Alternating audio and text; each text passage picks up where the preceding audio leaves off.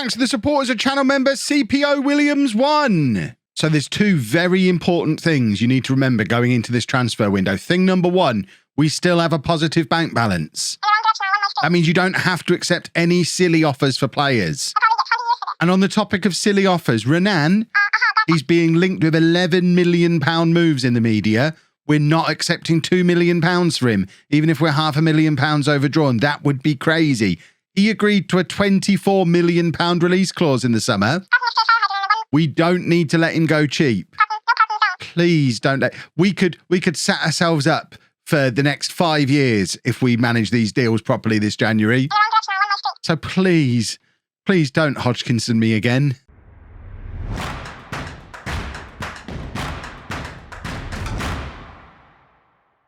Hello and welcome to part 62 of Homegrown. I'm Kevin. Coming up on today's episode, we have two games for you in the Championship just before the January transfer window opens. So shenanigans are about to occur. We're away against Bristol Rovers and at home against Ipswich. Since you were last with me, we had a bit of a rough patch. I'm hoping we've recovered from the rough patch, though. We even got a goal from Micah Beerith in this little run. Probably his last game for the club, because I think he probably is leaving us in January because he's just about had enough of not being in the first team. Very often he's, there you go, he wants to go out on loan for playing time, but I need to have the uncomfortable conversation with him where I explain that at 24 years old, about to turn 25, why would we loan you out, Micah? I think you're probably done. So there, Beerith and Renan are the most likely to leave in January. I think Bacharek Piteta is probably going to go back to Blackpool, and then we might get him back one day when his Blackpool contract expires and we can bring him in. Why has he not got a face? Why has nobody got faces? Is this what having the Born in the USA save has done? I've added faces to that and it's stolen my faces from this save.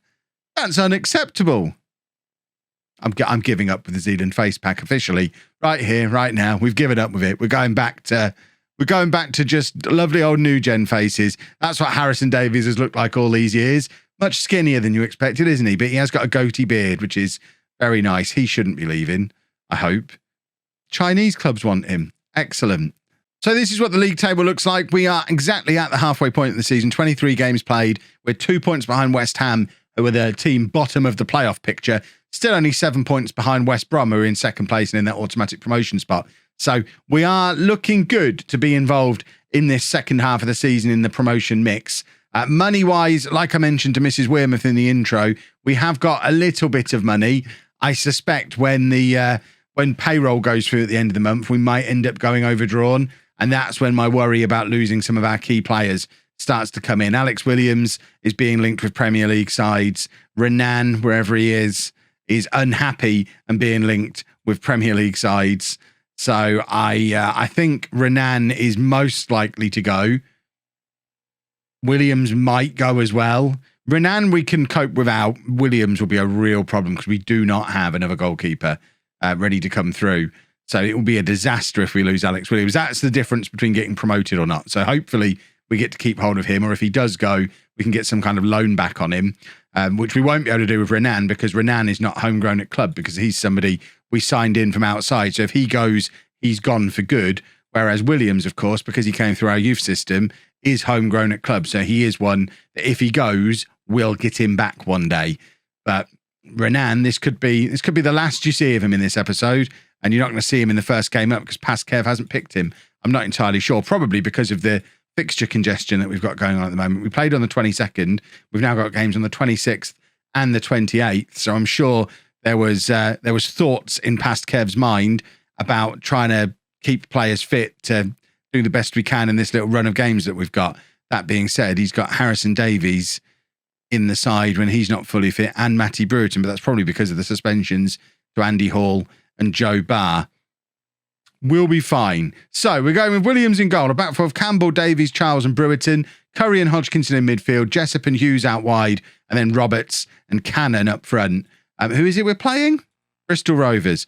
Bristol Rovers, this is a team we should be able to beat. They were right up in the mix for the playoffs last season. They were one of the teams we were competing with this season. They are rock bottom of the Championship last time I checked. So they've had a huge turnaround in fortunes from this time last year. Where, yeah, they rock bottom. I mean, proper rock bottom.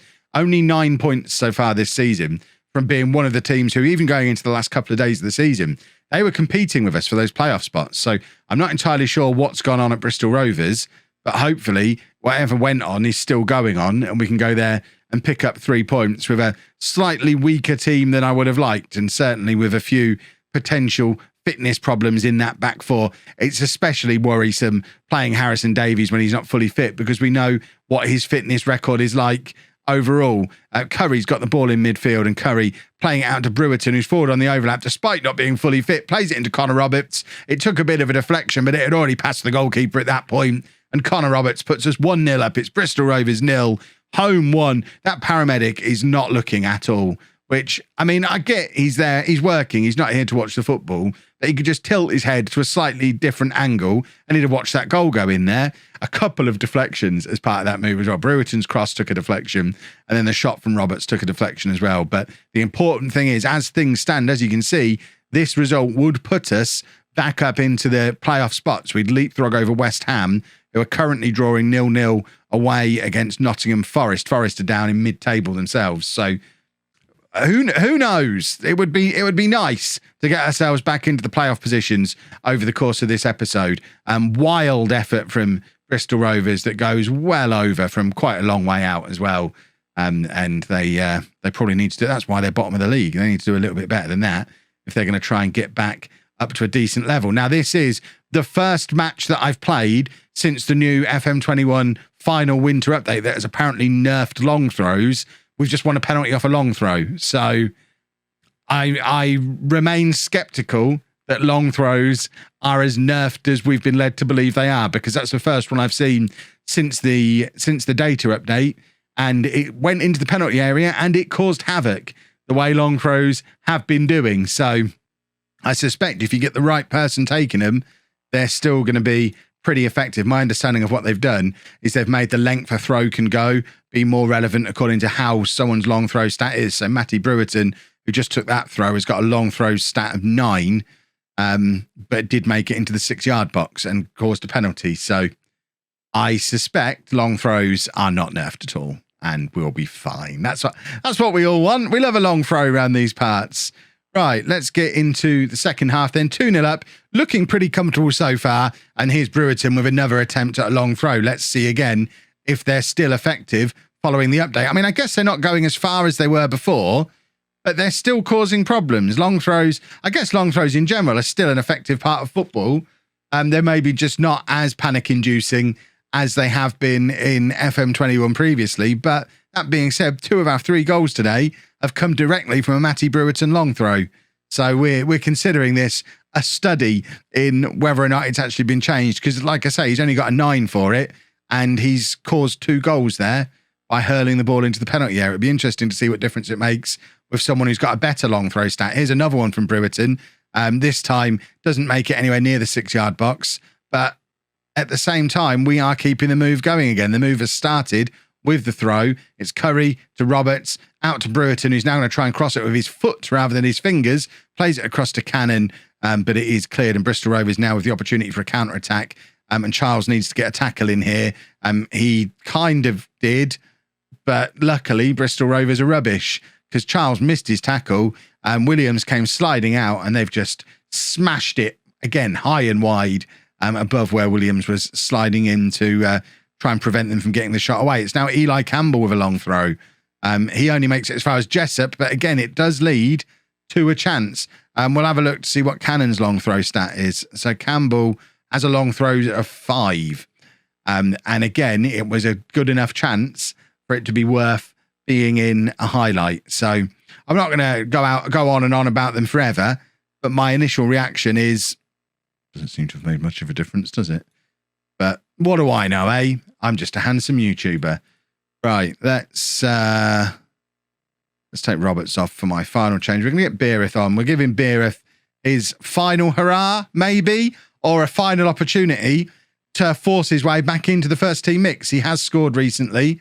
If he can actually get back to goal-scoring ways and start looking like a goal threat again, maybe he doesn't need to leave. Campbell playing it forward, looking, I think, for Beereth, but it ends up back with Brewerton on this right-hand side, and Brewerton has another go at it and plays it out to Hughes, who is in a crossing position and also has a couple of options inside of him. Bandera was one of them. Curry to Bandera again, who's got Campbell on the overlap. Campbell's got time to pick a spot here. Cross comes over. Beerith's there. And the header goes just over from Micah Beerith, who, I mean, he might be coming back from the dead for like the third time in this series. I've written him off a few times now, and he always gets an opportunity to come back because of the nature of how the save works. If he comes back from this, he was my 7th choice striker at the start of the season, and I was officially done with him. And he is slowly but surely forcing his way back into contention. If he ends up surviving January, the man's never going to leave. Lots of havoc being caused from a free kick this time. But I think we're the ones who've actually committed the foul in the penalty area on this occasion. So we don't get another penalty. It looks like it's going to end 3-0. Very comfortable for us. Bristol Rovers look like an absolute lost cause. No idea what's gone on there. But importantly, we pick up 3 points. It keeps our good little run that we're on at the moment going. And in 2 days' time, we play Ipswich, who are second bottom. So it's an opportunity for another 3 points, which would be very welcome, that's for sure. Sweeping changes for the Ipswich game then, as I continue to try and learn how to do squad rotation.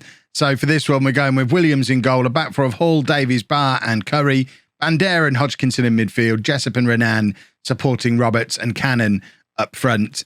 Let's hopefully keep this run of form going. Curry and Davies both struggling for fitness. I think we're probably going to be sending Harrison Davies off on one of his famous holidays after this game.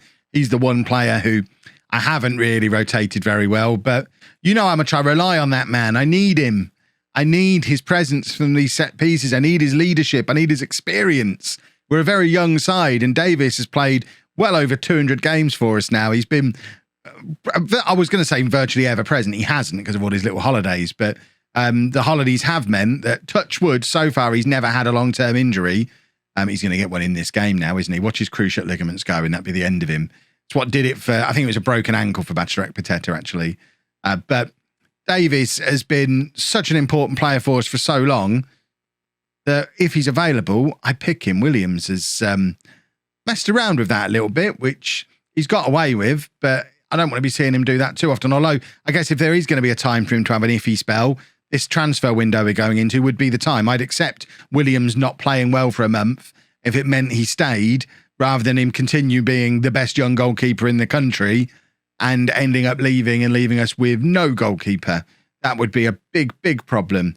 I don't think we can blame him for what's happened here. It's a very decent effort from Ipswich. Although, remember, Ipswich are 23rd in the league. We can't be losing at home to them. That would be disastrous. We have a corner now. It's Jessup looking for the slam dunk corner.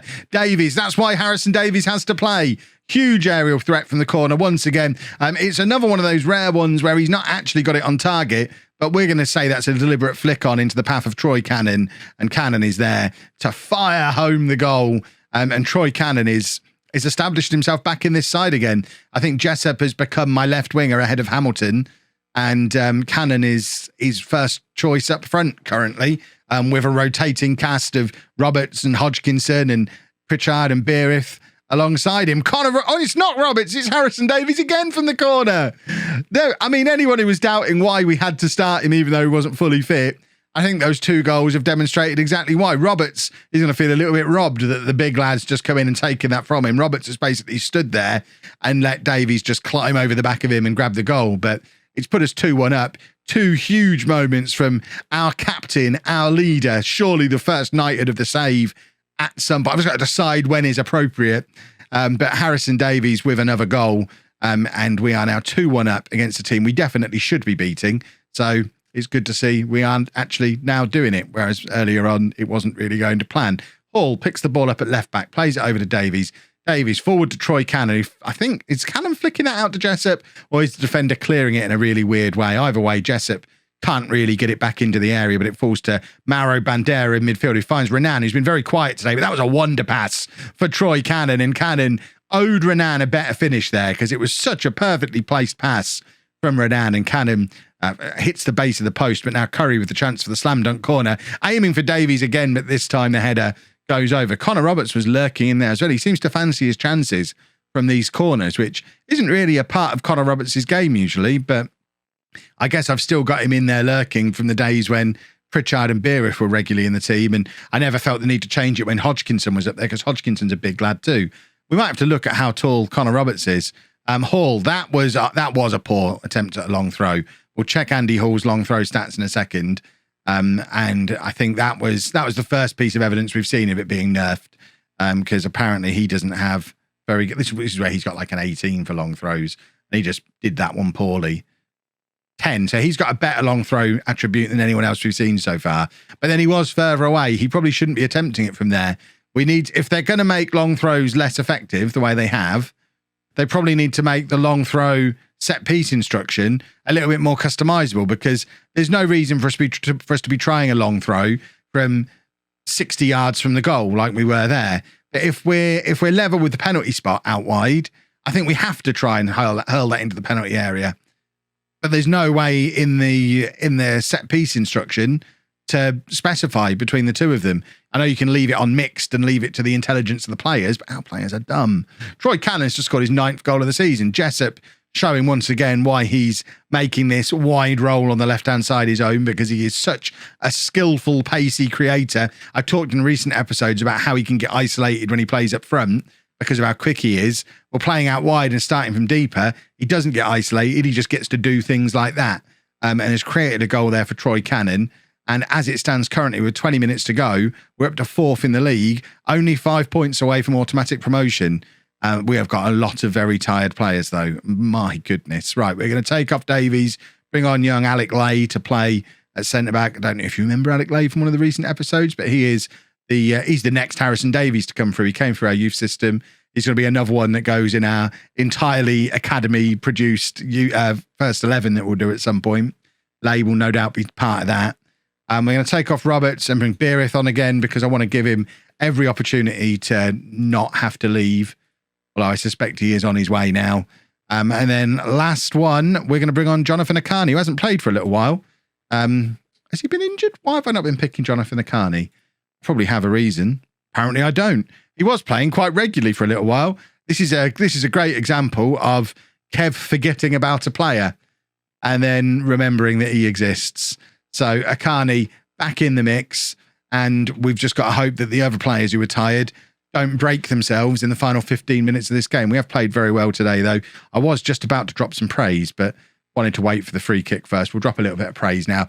Not necessarily because 3-1 against a team second bottom is spectacular, but because in a time of huge fixture congestion and a lot of team rotation, it looks like we've come out of it with 4 straight wins, which is some pretty impressive form considering where we were going into this run of games. Things were looking pretty grim for a little while. We were in poor form with a lot of games coming in over Christmas and the prospect of star players leaving in January. Well, the star players could still leave in January, but at least if they do, they'll be leaving a team that's looking pretty close to the Premier League, and that might be enough to convince them to stick around and get to the Premier League with us rather than with somebody else.